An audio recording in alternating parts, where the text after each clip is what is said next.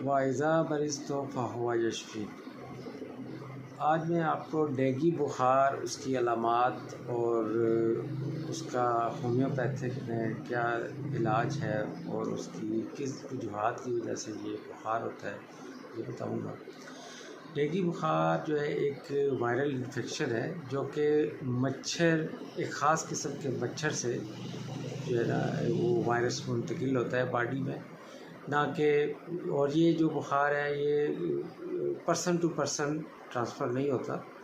بلکہ مچھر کی یعنی ایک بندے کو اگر مچھر کاٹے گا اور تو دوسرے میں اگر کو وہی جا کے مچھر کاٹے گا تو وہ اس کو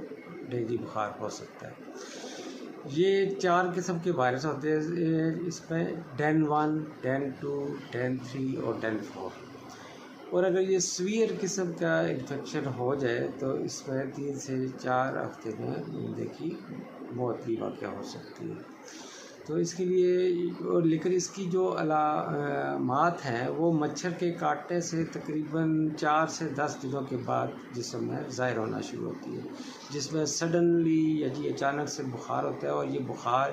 102 سے 104 تک جاتا ہے، جس میں اس کی علامات ہوتی ہے کہ سر میں سخت درد ہوتا ہے، جسم میں بہت شدید درد ہوتا ہے،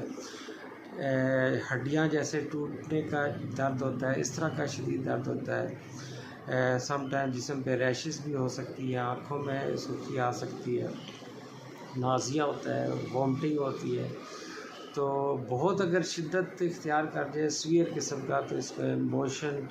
ہو جاتا ہے، جس پہ ڈی ہائیڈریشن ہونے کا خطرہ ہے، گم سے، منہ سے، یا جو ہے نا اس کے بلیڈنگ شروع ہو جاتی ہے،